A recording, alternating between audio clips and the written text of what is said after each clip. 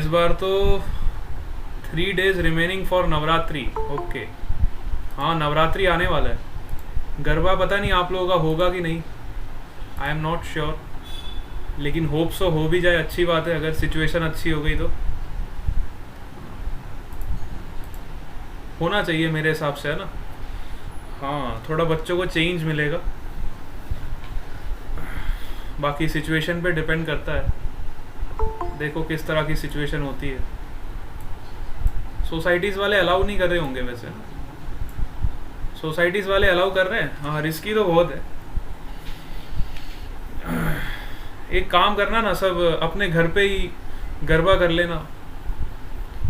जिसका घर सबसे बड़ा है उसके घर पे चले जाना, अपने फ्रेंड्स में से देख लो सबसे बड़ा घर किसका है, उसके घर पे जाके गरबा करके आ जाना, ठीक है। ऐसा ही कुछ कर लेना, आप लोगों का काम हो जाएगा। किसी के पापा मम्मी का फार्म हाउस वगैरह होगा तो फार्म हाउस पे भी जा सकते हो आप लोग। ज़्यादातर गुजरातीज़ यहाँ पे ऐसे ही करते हैं, उनका फार्म हाउस वगैरह रहता है तो वो लोग वहाँ पे जाके सेलिब्रेट कर लेते हैं, है ना। इस तरह का फंडा इनका रहता है। तो अच्छी बात है। यहाँ पे मुझे गुजरातीज़ की ये क्वालिटीज़ बहुत अच्छी लगती हैं कि कोई भी सिचुएशन होगी तो जलसा तो ज़रूर करना है ना। जलसा करवानू अने मस्त रहवानू, गुजराती का ये फंडा बड़ा अच्छा रहता है। ऐसी स्ट्रेटेजी मैंने कहीं भी नहीं देखी पूरे इंडिया में, हाँ। गुजरात में गुजराती लोगों का ये नेचर बहुत अच्छा है।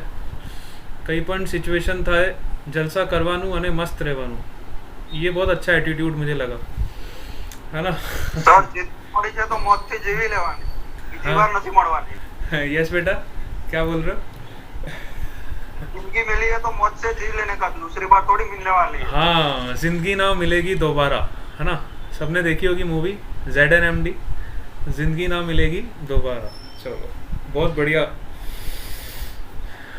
हाँ, आप लोगों को एंजॉय भी करना है, साथ में पढ़ाई भी करना है ना। ऐसा नहीं है खाली एंजॉय करते जाना है, दोनों काम चलने चाहिए। एंजॉय भी करो, पढ़ाई भी करो, दोनों काम करो, क्या दिक्कत है। चलो अटेंडेंस लेते बेटा, बहुत टाइम निकल जाएगा, नहीं तो बातें करने लग गए तो पूरा लेक्चर ही निकल जाएगा। 1 घंटा भी निकल सकता है, पता है आपको। बातें करने पे अपन आ गए तो 1 घंटा पूरा निकल जाएगा। चलो। Kirmi, present sir. Angel, Aniruddh, Dhruv, Priyanka, present sir. Puja, present sir. भूमिका,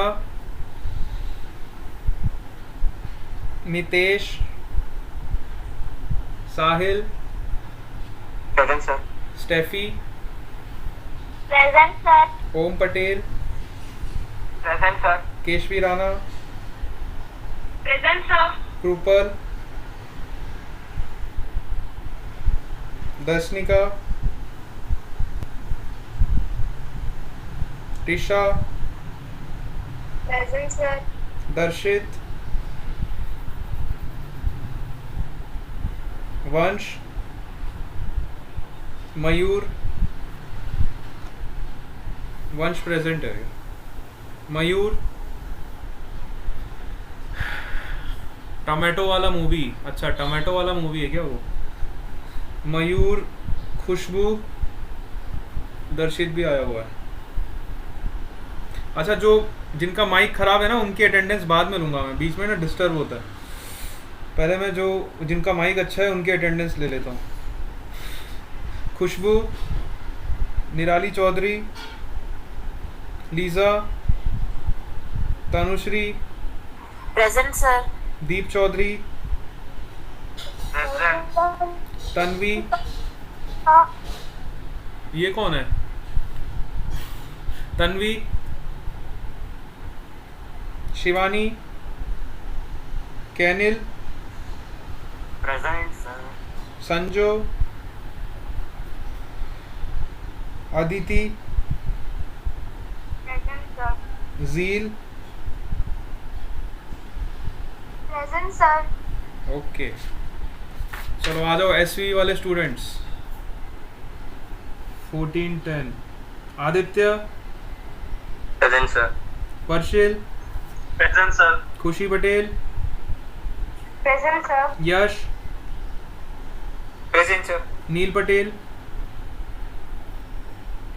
भावना Sharma, present sir. Dhruv, present sir. Braj, Chandan, yes sir. Vrat, present sir. Abhishek, present sir. Kush Patel, present sir. Priyanshi, present sir. Dharmik, Lakshya, present sir. Harsh, Nandini, present sir. Manisha, Sanjana, present sir. Jayveer, present sir. Pallav, present sir. Devraj, Harshil. Present sir. चलो, अब जिनका mic खराब था वो आ जाएंगे। कौन कौन रह गया जल्दी से बताओ, बी फास्ट। हाँ, अरे भाई भाई भाई, धीरे धीरे, एकदम से ऐसा लग रहा है जैसे जैसे नोट बरसते वैसे लग रहा है बच्चों के नाम बरस रहे हैं यहाँ पे कमेंट्स में। जैसे लोग शादियों में पैसे उड़ाते हैं ना, वैसे यहाँ पे आप लोग अपने नाम फेंक रहे हो, ऐसा मुझे दिखाई दे रहा है। धड़ाधड़ नाम आते जा रहे हैं। थोड़ा धीरे धीरे फेंको बेटा। अच्छा, ध्रुव चौधरी है, ओके। भूमिका गोयल, नील पटेल,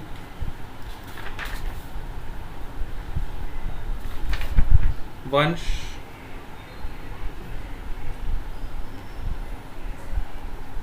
निराली चौधरी,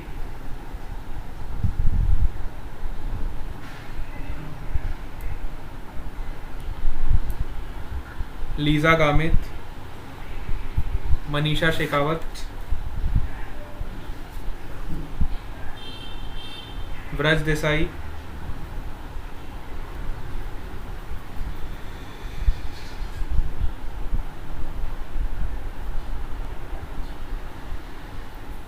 कृपल गामित, अबन मनोज, पीपी सवानी। अरे अबन पहली बार आया क्या क्लास में? नए नए नाम देखने को मिल रहे हैं आजकल। अबन मनोज, आपका फर्स्ट क्लास है क्या आज? बेटा पूरा साल खत्म होने वाला है, अभी क्लास अटेंड कर रहे हो? कहाँ थे पूरे साल? हैं? 12th क्लास में हो ना आप? अब साल खत्म होने वाला है बेटा, अक्टूबर लग गया, अक्टूबर चला गया, नवंबर आने वाला है। अबन मनोज, चलो। दर्शित इज ऑल्सो, हाँ दर्शित भी आया है, ओके। और कोई रह गया तो बता दो। मयूर मराठे,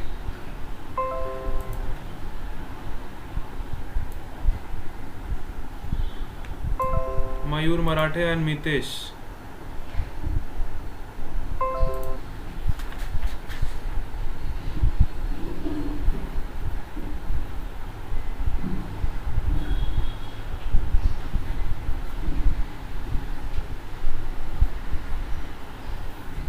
मितेश, चलो मितेश भी आया हुआ है, ओके। तन्वी अग्रवाल, अच्छा सर तन्वी को मत भूलो, तन्वी का नाम कैसे भूल गए आप? ओके चलो। शिवानी चौधरी भी आ गई। बस करो यार, सभी आ गए अब तो। अटेंडेंस लेने का फ़ायदा ही नहीं होता है, सब लोग आ जाते। चलो ठीक है, क्लास स्टार्ट करते हैं अपन तो। अभी तक हम क्या पढ़ चुके हैं? इलेक्ट्रोमैग्नेटिक इंडक्शन, ठीक है। हाँ आज लगता है सभी प्रेजेंट है लगभग, कोई भी एब्सेंट नहीं है, एक आध बच्चा छोड़ के। कल 50 स्टूडेंट्स हो गए थे, कल तो मज़ा आ गया था।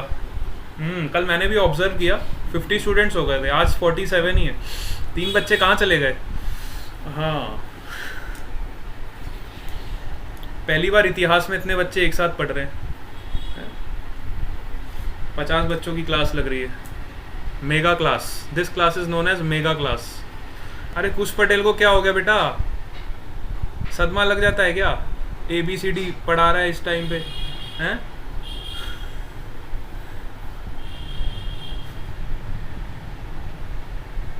जबरदस्ती के मैसेज बरसा रहा है ये।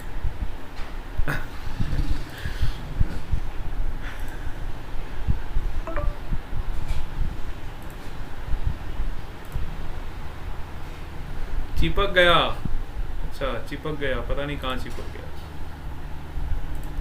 चलो स्क्रीन सबको दिखाई दे रहा है बेटा? स्क्रीन विजिबल है सबको?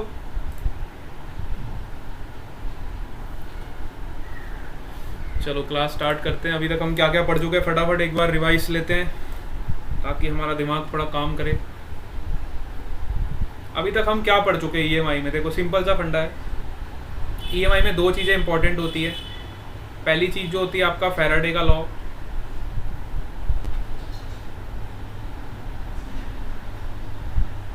दूसरा जो है आपका लेंज लॉ।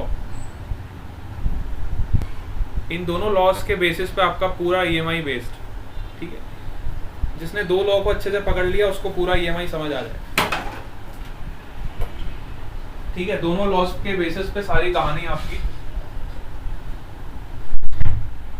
पहला तो आपका फैराडेज लॉ और दूसरा जो है आपका लेंज लॉ, ठीक है? इसके बाद हमने देखा था कि फैराडेज का लॉ कैसे एप्लीकेबल है। ये लॉ तभी एप्लीकेबल है जब आपके पास फ्लक्स जनरेट होता है।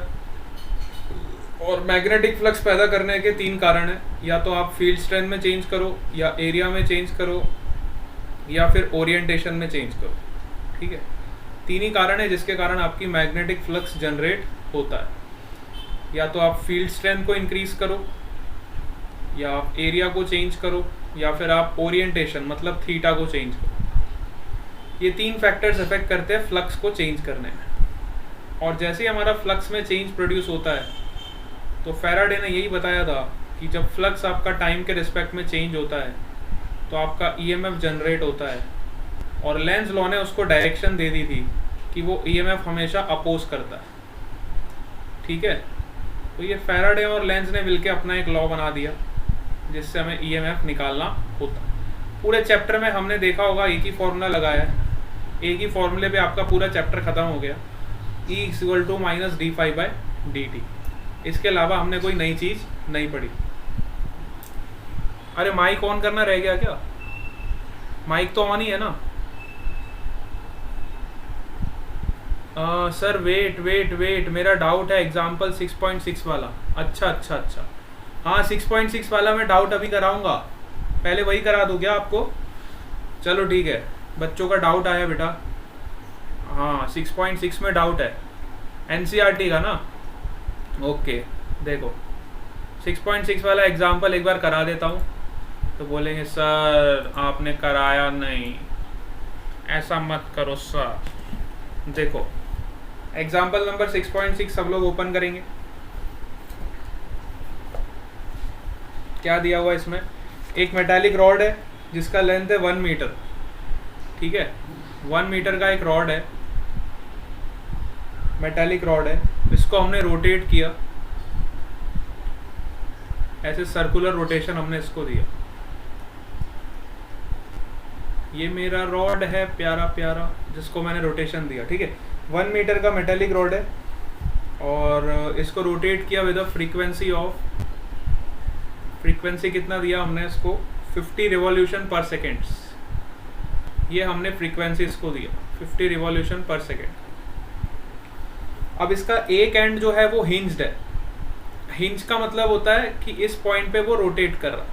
ये वाला जो पॉइंट है, इस पॉइंट पे इसको हमने हिंज कर दिया। हिंज का मतलब इस पॉइंट के अबाउट वो रोटेट कर सकता है। हिंज का मतलब ये होता है कि इस पॉइंट के अबाउट वो रॉड आपका रोटेट कर रहा है। This is your hinge point. And another and जो है इसका, वो मेटेलिक रिंग के एंड पे, यहाँ पे आपकी ये मेटेलिक रिंग है, this is your metallic ring. और इसका जो दूसरा एंड है वो इस मेटेलिक रिंग पे, ठीक है? इस तरह से इस मेटेलिक रिंग को मैं बना देता हूँ। दूसरा जो एंड आपका है वो मेटेलिक रिंग पे, उसके सरकमफेरेंस। अच्छा, रिंग का रेडियस भी 1 मीटर है और रॉड का लेंथ भी 1 मीटर है, ठीक है? रिंग का रेडियस भी आपको कितना दिया हुआ है, 1 मीटर, और रॉड का लेंथ भी 1 मीटर। अच्छा, और तो कोई कमेंट्स नहीं है क्या? हाँ बेटा,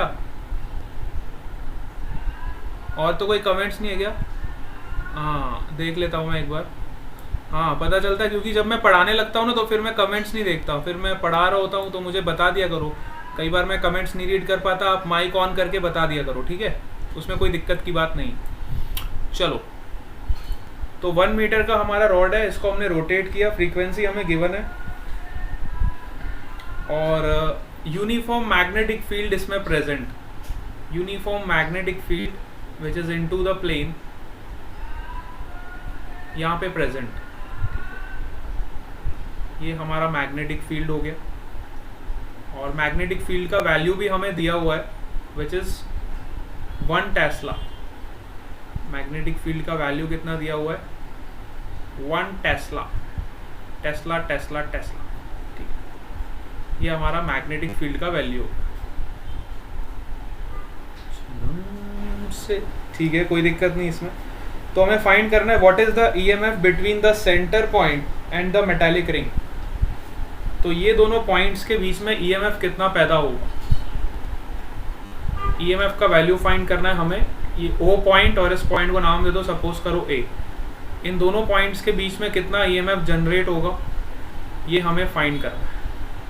मैग्नेटिक फील्ड हमें 1 टेस्ला दिया हुआ है इनटू द प्लेन, ठीक है। तो ये आपका क्वेश्चन यहाँ पे कंप्लीट हो गया। अब आपको मैंने एक चीज बताई थी कि जब भी कोई metallic rod uniform magnetic field में किसी वेलोसिटी v से चल रहा है, हमने ये वाला केस डिस्कस किया था जहाँ पे आपकी रॉड किसी v वेलोसिटी से यूनिफॉर्म मैग्नेटिक फील्ड में जब चलती है तो उसमें जो ईएमएफ प्रोड्यूस होता है ना, तो उसमें क्या प्रोड्यूस होता है, ईएमएफ प्रोड्यूस होता है। जब भी कोई rod, metallic rod uniform magnetic field में कांस्टेंट वेलोसिटी से मूव करती है तो उस रॉड में क्या पैदा होता है, ईएमएफ पैदा होता है। इस ईएमएफ को हम बोलते हैं मोशनल ईएमएफ। जो किसी रॉड की मोशन की वजह से जो ईएमएफ पैदा होता है, इस ईएमएफ को हम बोलते हैं मोशनल ईएमएफ। अब आपका मोशन लीनियर भी हो सकता है, आपका मोशन सर्कुलर भी हो सकता है, डिपेंड करता है कैसा आपका मोशन, ठीक है। लीनियर मोशन में क्या होता था, आपकी जो वेलोसिटी होती थी, हर पार्टिकल की वेलोसिटी, अगर मैं बात करूं, रॉड में क्या होता है, नंबर ऑफ पार्टिकल्स होते हैं, तो each and every particle, her particle की वेलोसिटी आपकी सेम होती थी v। हर पार्टिकल की वेलोसिटी सेम होती थी v के बराबर। मतलब रॉड अगर v वेलोसिटी से आगे जा रही है तो रॉड पे प्रेजेंट हर पार्टिकल v वेलोसिटी से आगे जा रहा है ना। लेकिन ये वाला जो केस है, यहाँ पे अगर मैं बात करूँ तो हर पार्टिकल की वेलोसिटी अलग अलग, क्योंकि हर पार्टिकल का रेडियस अलग अलग। If radius is different and each particle is performing the circular motion, इस रॉड पे प्रेजेंट हर पार्टिकल आपका सर्कुलर मोशन कर, रॉड पे प्रेजेंट आपका जो हर पार्टिकल है वो एक सर्कुलर मोशन कर रहा है, और हर पार्टिकल की वेलोसिटी अलग अलग, and velocity will be always tangent to this curve. Velocity will be always tangent to this curve. Velocity will be always tangent to this curve. तो जब आपका पार्टिकल, रॉड का जो पार्टिकल है सर्कुलर मोशन करेगा तो v is equal to R omega में लिख सकता हूँ। v is equal to R omega वाला फंडा मैं यूज कर सकता हूँ, सर्कुलर मोशन का कंसेप्ट यहाँ पे लगा है। अच्छा, वो तो चलो ठीक है, ये तो मैंने आपको समझाने के लिए, ताकि आपको थोड़ा फील आ जाए कि इस तरह से हम सोचते हैं। जब भी आपकी रॉड मैग्नेटिक फील्ड में, यूनिफॉर्म मैग्नेटिक फील्ड में मूव करती है, चाहे वो लीनियर मोशन हो या वो सर्कुलर मोशन हो, तो उस रॉड में एक ईएमएफ जनरेट होता है। इसी को हम बोलते हैं मोशनल ईएमएफ, ठीक है। इसी ईएमएफ को हम क्या बोलते हैं, मोशनल ईएमएफ बोलते हैं। बहुत बढ़िया, यहाँ तक हमें सबको समझ आता है। अच्छा, ये कहानी अगर हमें समझ आती है तो चलो सबसे पहले हम फाइंड करते हैं कि फोर्स का डायरेक्शन किधर होगा, है ना। फोर्स का डायरेक्शन किधर होगा। तो वेलोसिटी देखो ऊपर की तरफ है, हर पॉइंट पे वेलोसिटी है आपकी इस डायरेक्शन, हर पॉइंट पे वेलोसिटी आपकी ये डायरेक्शन, और मैग्नेटिक फील्ड आपका अंदर की तरफ, मैग्नेटिक फील्ड आपका अंदर की तरफ। और हम सबको पता है जो मैग्नेटिक फोर्स पैदा होगा वो क्या होगा, F is equal to Q into, magnetic force is defined as Q into V cross B, V cross.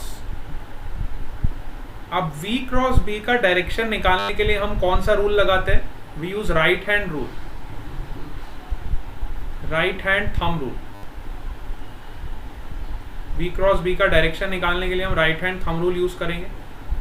तो देखो V क्रॉस B जब आप करोगे तो आपका जो डायरेक्शन आएगा वो नीचे की तरफ आएगा। लेकिन अगर मैं इलेक्ट्रॉन की बात करूं, सब लोग V क्रॉस B निकाल के देख लो एक बार। हाँ, V क्रॉस B अगर आप करोगे राइट हैंड से करके देख लो, वेलोसिटी की तरफ अपनी फिंगर्स को ले जाओ और मैग्नेटिक फील्ड की तरफ कर्ल करो, तो आपका जो थंब का डायरेक्शन आएगा वो नीचे की तरफ आएगा। लेकिन अगर मैं इलेक्ट्रॉन की बात करूं तो इलेक्ट्रॉन जो है उसका नेगेटिव चार्ज होता है तो वो ऊपर की तरफ ड्रिफ्ट करेगा।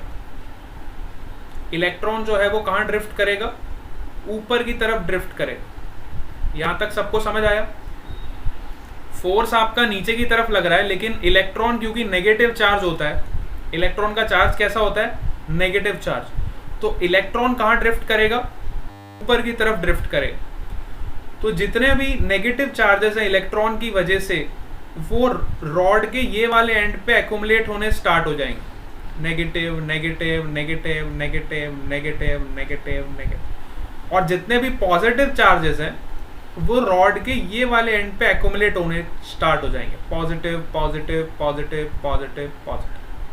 ठीक है, अब इन दोनों पॉजिटिव और नेगेटिव चार्जेस की वजह से इस रॉड में एक इलेक्ट्रिक फील्ड जनरेट होगी। रॉड में क्या जनरेट होगा, मैं डायग्राम को थोड़ा अच्छे से और बना देता हूं। अब आपकी सिचुएशन कुछ इस तरह की है, ये आपकी रॉड है और यहाँ पे नेगेटिव चार्ज जनरेट हो चुका है और यहाँ पे पॉजिटिव चार्ज जनरेट हो चुका है। ठीक है, तो इस रॉड में क्या जनरेट होगा, इलेक्ट्रिक फील्ड जनरेट होगी, पॉजिटिव टू नेगेटिव। ठीक है, तो एक सिचुएशन ऐसी आएगी जब आपका ये नेगेटिव चार्ज जितना फ्लो कर सकता था उतना कर गया इस एंड पे, और इसमें जितना पॉजिटिव चार्ज जनरेट होना था उतना जनरेट हो गया। इसके बाद कोई नेगेटिव चार्ज फ्लो नहीं करेगा, कोई पॉजिटिव चार्ज फ्लो नहीं करेगा। इसी स्टेज को हम बोलते थे स्टेडी स्टेट। इसी स्टेट को हम क्या बोलते थे, steady state. This state is known as steady state. मतलब ये स्टेट जब आपका रीच हो जाएगा, ये स्टेट जब आपका रीच होता था तो हमारा इलेक्ट्रिक फोर्स और मैग्नेटिक फोर्स दोनों बैलेंस हो जाते थे। इलेक्ट्रिक फोर्स और मैग्नेटिक फोर्स दोनों बैलेंस हो जाते हैं। This state is known as your steady state. When your electric force and magnetic force balance each other, then this state is known as steady state, है ना। अब जैसे ही मेटेलिक वायर में पॉजिटिव नेगेटिव चार्ज आपके separate हो गए तो इसमें कितना ईएमएफ पैदा होगा हमें ये निकालना है। सवाल ये है कि what is the EMF generated in this rod. तो पहले छोटा सा ईएमएफ निकालते हैं, क्योंकि हमें पता है ईएमएफ का वैल्यू क्या होता है। Motional EMF is defined as BVL, सबको पता है ये, तो भाई ये हम सब लोग जानते हैं। ये तब होता था जब आपका लेंथ कांस्टेंट रहता था, आपका रॉड का लेंथ ऐसे कांस्टेंट रहता था, ये आपका रॉड का लेंथ होता था। और जब ये यूनिफॉर्म मैग्नेटिक फील्ड में v वेलोसिटी से मूव करता था तो इसमें जो ईएमएफ जनरेट होता था वो मोशनल ईएमएफ के बराबर होता था, और उसका वैल्यू कितना होता था, BVL के बराबर होता था। लेकिन यहाँ पे सिचुएशन आपकी इस तरह की है, तो यहाँ पे आपका जो है लेंथ है, आपका जो रेडियस के बराबर है, वो हर जगह पे चेंज होता जा रहा है। तो मैंने क्या किया, छोटा सा एक लेंथ लिया dr के बराबर, और उसकी वजह से छोटा सा ईएमएफ निकाल दिया D E is equal to B V D R, ठीक है, बी वी डी आर। छोटा सा ईएमएफ मैंने निकाल दिया क्योंकि मुझे पता है मेरा लेंथ हमेशा चेंज होता जा रहा है ना। यहाँ पे आपका लेंथ कांस्टेंट रहता था इसलिए आप डायरेक्टली बी वी एल लिख देते, लेकिन यहाँ पे वो सिचुएशन नहीं। तो अब हमने क्या किया, हमें पता है सर्कुलर मोशन में v is equal to R omega होता है, तो v भी r का function, v is also function of r and omega, ठीक है। तो मैंने यहाँ पे सब्स्टिट्यूट कर दिया, b इंटू वी की जगह पे लिख दिया r ओमेगा डी आर। अब ओमेगा आपका कांस्टेंट है, ओमेगा डिपेंड करता है फ्रीक्वेंसी पे, omega is equal to 2πf, ठीक है। और फ्रीक्वेंसी आपको कांस्टेंट दिया हुआ है, कांस्टेंट फ्रीक्वेंसी आपको गिवन है विच इज 50 रिवॉल्यूशन पर सेकेंड, ठीक है ना, मतलब फ्रीक्वेंसी आपको 50 हर्ट्ज दिया हुआ है। Omega depends on frequency, if frequency is constant then omega is also constant, तो कांस्टेंट वाला पार्ट आपका ओमेगा हो गया। मैग्नेटिक फील्ड भी आपका कांस्टेंट है, 1 टेस्ला के बराबर दिया हुआ है, दिस इज आल्सो कांस्टेंट। तो ले देके वेरिएबल आपका क्या है, आर।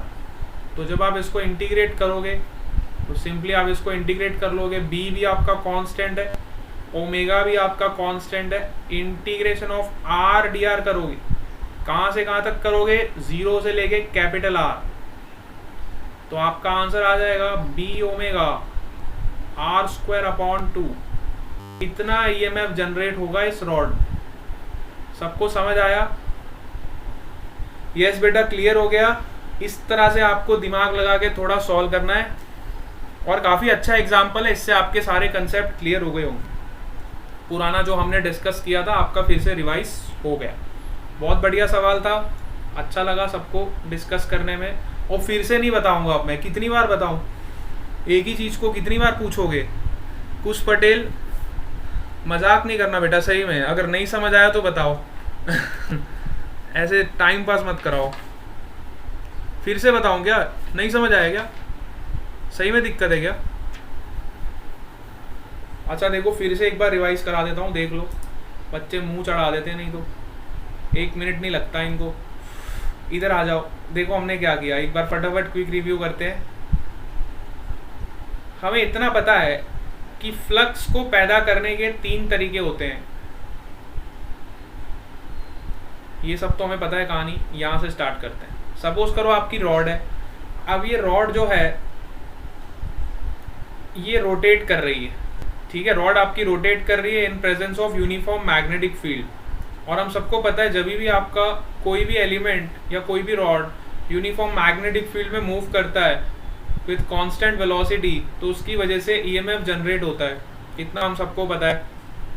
पहले हमने लीनियर मोशन का डिस्कशन किया था, तो लीनियर मोशन जब आपका रॉड करता है तो रॉड का हर पार्टिकल आपका एक ही डायरेक्शन में मूव कर रहा होता है ना, डायरेक्शन तो आपका सेम ही रहता है। यहाँ पे भी अगर आप देखो तो रॉड आपका सर्कुलर मोशन कर रहा है, तो सर्कुलर मोशन में हर पॉइंट देखो इस तरह से मूव करेगा, हर point individual point will perform the circular motion, ठीक है, विद डिफरेंट रेडियस।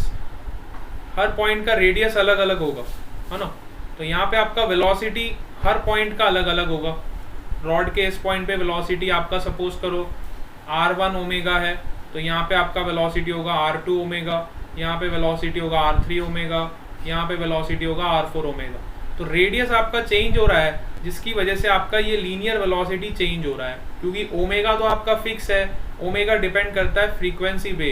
तो ओमेगा अगर आपका फिक्स है तो ओमेगा कांस्टेंट है, तो चेंज क्या हो रहा है यहाँ पे, रेडियस चेंज हो रहा है, रेडियस चेंज हो रहा है। वेरिएबल चीज को पकड़ो हमेशा, कौन सी चीज वेरिएबल है, कौन सी चीज कांस्टेंट है, इतनी बात अगर आप पकड़ लेते हो तो आपका सवाल बहुत इजी हो जाता है। तो हमने देखा सबसे पहले मैग्नेटिक फोर्स इस पे कितना लगेगा, तो मैग्नेटिक फोर्स होता है charge into V cross B के बराबर, ठीक है, इतना मैग्नेटिक फोर्स लगेगा।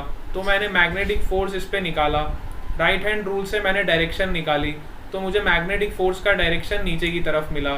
लेकिन इलेक्ट्रॉन की बात करूं तो इलेक्ट्रॉन का ड्रिफ्ट किधर होगा, क्योंकि इलेक्ट्रॉन का नेगेटिव चार्ज है, तो electron will drift towards upward, ठीक है, तो अपवर्ड साइड इलेक्ट्रॉन आपका ड्रिफ्ट हो जाएगा। एक बार आपका इलेक्ट्रॉन अपवर्ड ड्रिफ्ट होना शुरू होगा तो ए पॉइंट पे ज़्यादा नेगेटिव चार्ज इकट्ठा होना स्टार्ट हो जाएगा और ओ वाले पॉइंट पे पॉजिटिव चार्ज एक्यूमुलेट होना स्टार्ट हो जाएगा। एक सिचुएशन ऐसी आएगी जब सारा का सारा नेगेटिव एक तरफ हो जाएगा और सारा का सारा पॉजिटिव एक तरफ हो जाएगा। इस स्टेट को हम बोलते हैं स्टेडी स्टेट। इस स्टेट पे आपका मैग्नेटिक फोर्स और इलेक्ट्रिक फोर्स दोनों एक दूसरे को बैलेंस कर लेता है, तो ये स्टेट को हम बोलते हैं स्टेडी स्टेट। ठीक है, अब हमें पता है मोशनल ईएमएफ की वजह से जो आपका ईएमएफ पैदा होता है वो कितना होता है, BVL के बराबर होता है। ये तो तब होता था जब आपका ऐसा लेंथ कांस्टेंट होता था। ठीक है, अब यहाँ पे आपका जो लेंथ है वो देखो वेरिएबल है ना, हर पॉइंट पे आपका लेंथ देखो वेरिएबल है। तो मैंने क्या किया, पहले छोटा सा ईएमएफ निकाला। छोटा सा ईएमएफ किसके बराबर होगा, BVDR के बराबर। अब BVL नहीं लिखूंगा मैं क्योंकि यहाँ पे आपका रेडियस चेंज हो रहा है, तो BVDR लिखूंगा। ठीक है, अब मुझे पता है वेलोसिटी भी वेरिएबल है क्योंकि रेडियस वेरिएबल है, ओमेगा तो कांस्टेंट है, तो वेलोसिटी को मैंने लिख दिया R इंटू ओमेगा के बराबर। अब देखो कांस्टेंट पैरामीटर्स कौन कौन से है, तो कांस्टेंट में आपका मैग्नेटिक फील्ड है और ओमेगा है, ये दोनों कांस्टेंट है, तो इनको मैंने इंटीग्रेशन के बाहर निकाल दिया और RDR को इंटीग्रेट कर दिया, तो मुझे EMF पैदा हो गया कितना, B ओमेगा R²/2। इस क्वेश्चन को सॉल्व करने का एक दूसरा तरीका भी है, मैंने आपको दोनों मेथड्स बताए थे। ठीक है, इस क्वेश्चन को आप दूसरे तरीके से भी सॉल्व कर सकते हो, है ना। ये वाला तरीका सबसे सिंपल है और एक और तरीका भी है, अगर आपको आधा घंटा वैसे हो ही गया है इसी पे। दूसरा तरीका भी अगर आपको समझना है तो मैं बताऊंगा, अगर आप इंटरेस्टेड नहीं हो तो कोई बात नहीं, हम आगे चलते अपने टॉपिक पे। ठीक है, चलो बताऊं क्या, चलो दूसरा तरीका भी बता देता हूँ। इस क्वेश्चन को सॉल्व करने का सेकेंड मेथड भी है। अच्छा नो सर नहीं बताऊं, चलो ठीक है नहीं बताता। आधे बच्चे बोल रहे बताओ, आधे बोल रहे नहीं बताओ, एक ही इनफ है। चलो ठीक है, एक ही इनफ है तो बहुत बढ़िया, एक ही को अच्छे से ध्यान में रखो। दूसरा अगर आपको चाहिए होगा तो मेरे को पर्सनली मैसेज कर देना। चलो अब हम आगे चलते, हम क्या पढ़ रहे थे, हाँ हमने अभी तक क्या पढ़ा था, ओके हमने अभी तक क्या पढ़ा था, देखो इधर सेल्फ इंडक्शन के बारे में हम पढ़ रहे थे। सेल्फ इंडक्शन हमने पूरा कंप्लीट कर दिया था, सबको समझ आ गया था।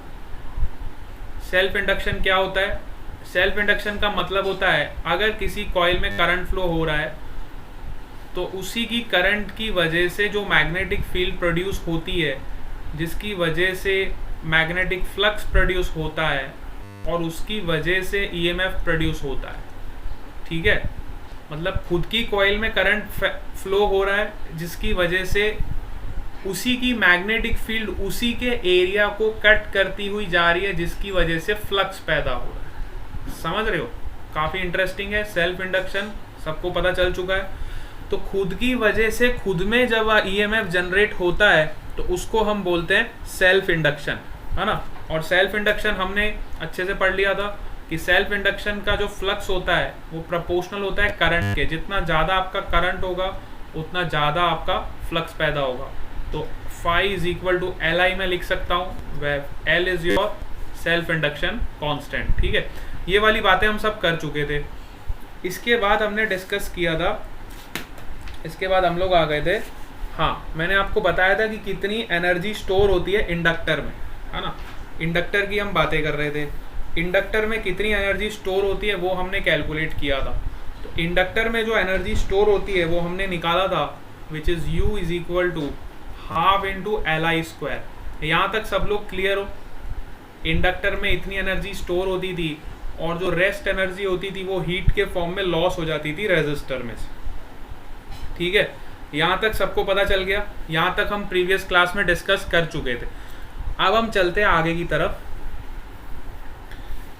तो इतनी एनर्जी इंडक्टर में आपकी स्टोर होती थी। ठीक है, इंडक्टर में जो एनर्जी स्टोर होती थी वो कितनी होती थी, हाफ Li² के बराबर। अब एक टर्म आता है energy density. Energy density is defined as, अब एक टर्म आता है एनर्जी डेंसिटी। एनर्जी डेंसिटी क्या होता है, energy density is defined as energy कितना स्टोर हुआ उस कंडक्टर में पर यूनिट वॉल्यूम। ठीक है, कितना एनर्जी स्टोर हुआ, energy stored in an inductor per unit volume, इसको हम बोलते हैं energy density. This is known as your energy density.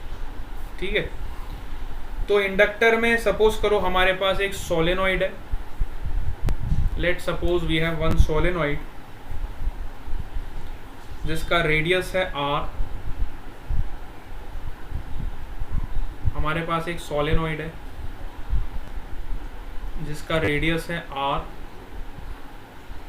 और जिसका लेंथ है l।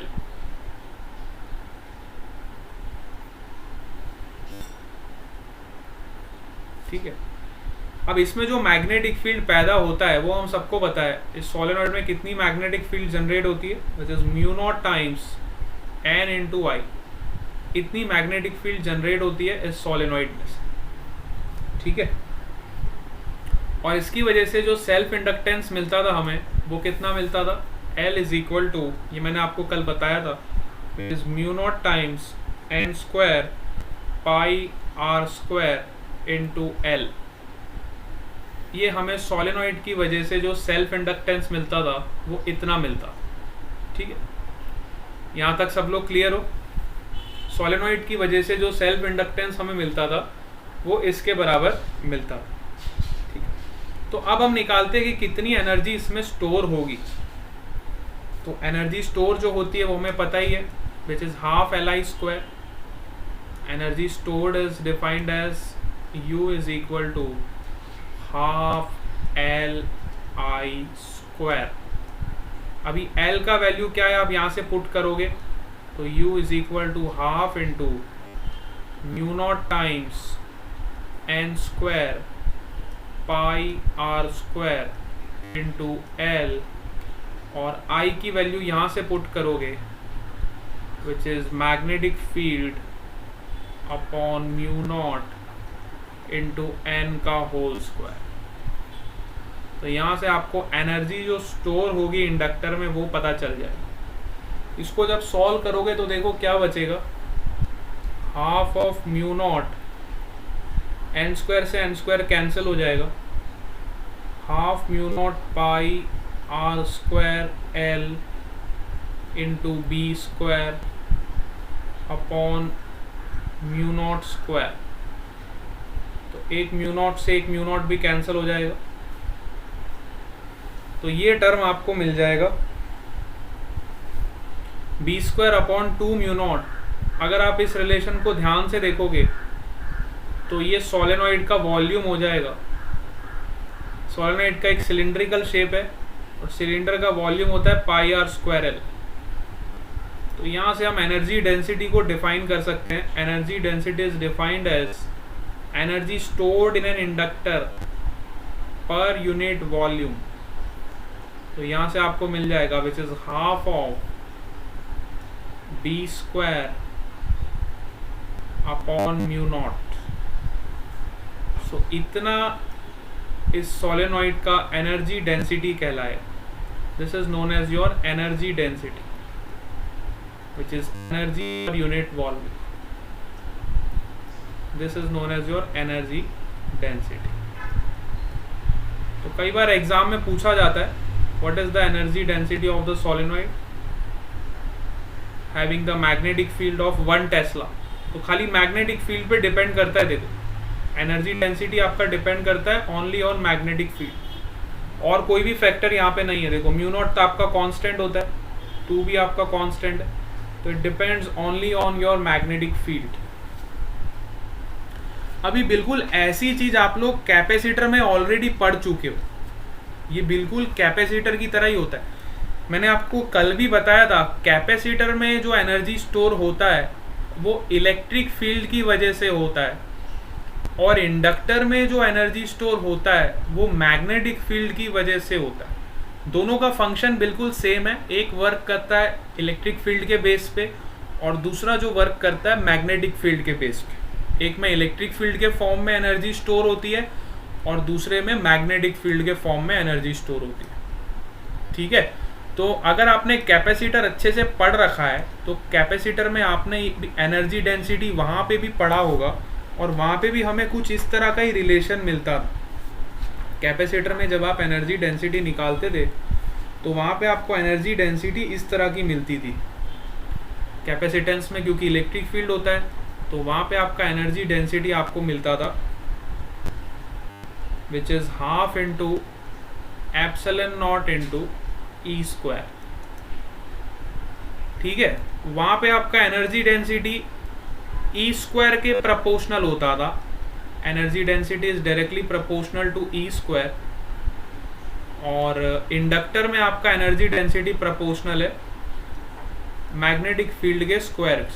देखो यहाँ पे जो आपका एनर्जी डेंसिटी है that is proportional to magnetic field का स्क्वायर। यहाँ पे जो कांस्टेंट होता था वो एप्सिलॉन नॉट होता था, है ना। यहाँ पे जो कांस्टेंट है 1/μ0।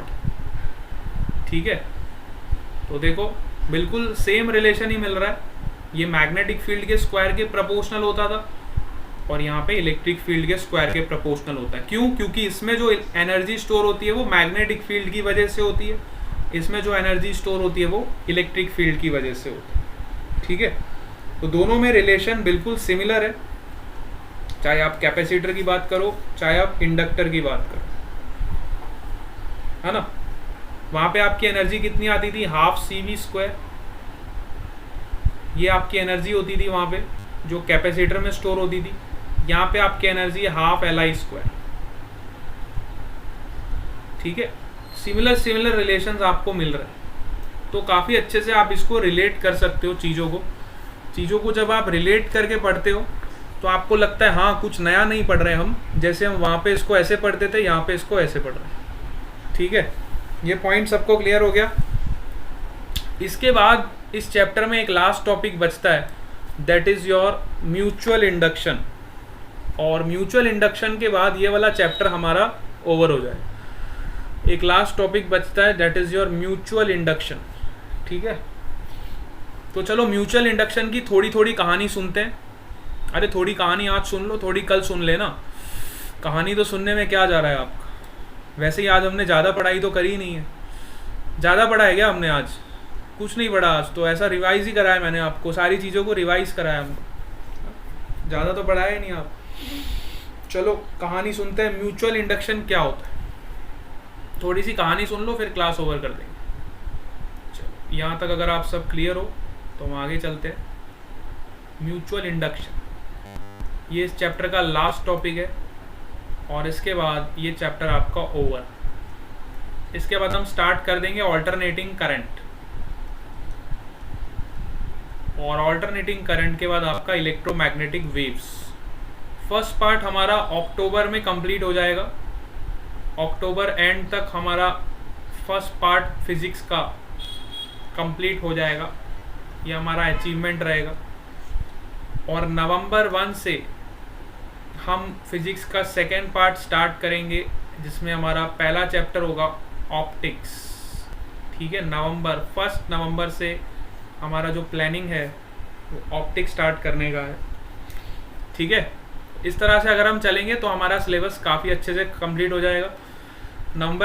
दिसंबर तक तो आपका सिलेबस पूरा कंप्लीट है, और जनवरी, फरवरी और मार्च 3 से 4 महीने हमें रिवीजन के लिए मिलेंगे।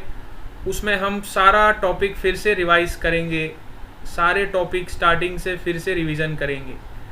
जितना रिवाइज करेंगे उतना हमारे लिए अच्छा है। ठीक है, revision is very important for you all.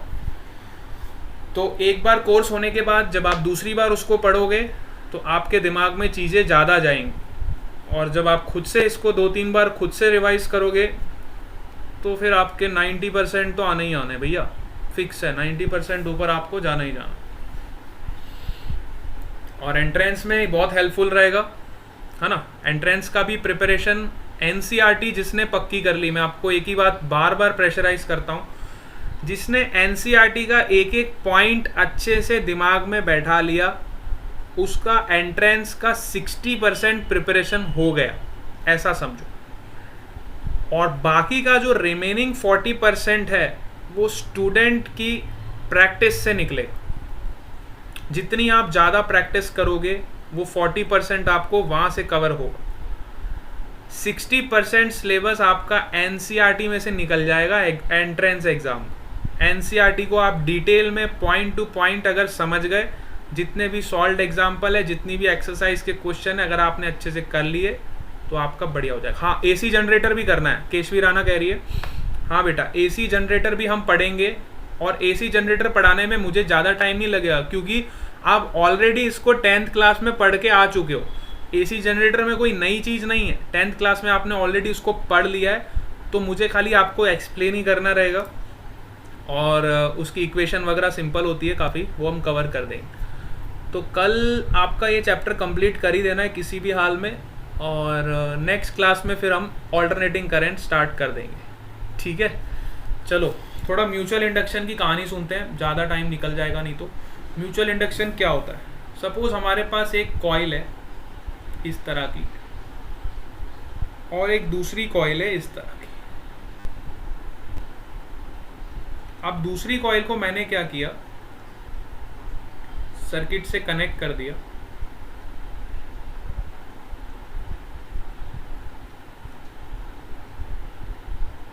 ताकि इसमें करंट का फ्लो। इस कॉइल को मैंने सर्किट से कनेक्ट कर दिया। This is your coil 1, this is your coil 2, where coil 2 is connected to the circuit. इसका रेजिस्टेंस भी ले लो, सपोज करो R। इस बैटरी का वोल्टेज V है, इसमें करंट ऐसे फ्लो करेगा।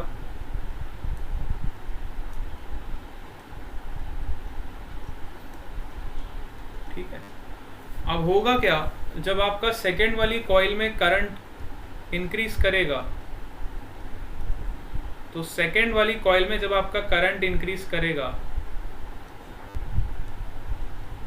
तो इसकी वजह से जो मैग्नेटिक फील्ड में चेंज आएगा, वो मैग्नेटिक फील्ड आपका फर्स्ट वाली कॉइल के साथ लिंक करेगा। मैग्नेटिक फील्ड आपका फर्स्ट कॉइल के साथ लिंक करेगा, और सेकेंड वाली कॉइल का मैग्नेटिक फील्ड जब फर्स्ट वाली कॉइल के साथ लिंक करेगा, तो उसमें फ्लक्स पैदा हो, और फ्लक्स में जब चेंज होगा, तो फर्स्ट वाली कॉइल में ईएमएफ जनरेट होगा। इस ईएमएफ को हम बोलते हैं म्यूचुअल इंडक्शन। म्यूचुअल का मतलब होता है एक कॉइल की वजह से जब दूसरी कॉइल में आपका इंड्यूस करंट जनरेट होगा, which will always try to oppose the cause which is produced by it। जिसने उसको पैदा किया वो उसी को अपोज करेगा, तो इस ईएमएफ को हम बोलेंगे म्यूचुअल इंडक्शन। अब म्यूचुअल और सेल्फ में क्या फ़र्क होता है? सेल्फ में क्या होता था, खुद की कॉइल में जब करंट फ्लो होता है तो खुद की वजह से इंडक्शन होता। म्यूचुअल इंडक्शन में क्या हो रहा है, करंट दूसरी कॉइल में फ्लो कर रहा है, और उसका मैग्नेटिक फ्लक्स पहली वाली कॉइल से लिंक करेगा। ये दोनों के बीच में डिफरेंस समझ आया आपको? बेसिक फंडा दोनों का यही है। म्यूचुअल इंडक्शन में करंट दूसरी कॉइल में फ्लो करता है, और उसकी वजह से फ्लक्स किसी दूसरी कॉइल में जनरेट हो। समझ आ रही है? This is the principle of mutual induction. तो नेक्स्ट क्लास में हम यहीं से कंटिन्यू करेंगे, और म्यूचुअल इंडक्शन पूरा कंप्लीट कर देंगे, और एसी जनरेटर कंप्लीट करेंगे। ठीक है, आज मैं आपको यहीं पे छोड़ता हूँ। ओके बेटा, bye bye to all of you, will meet again tomorrow. Thank you sir. Okay बेटा।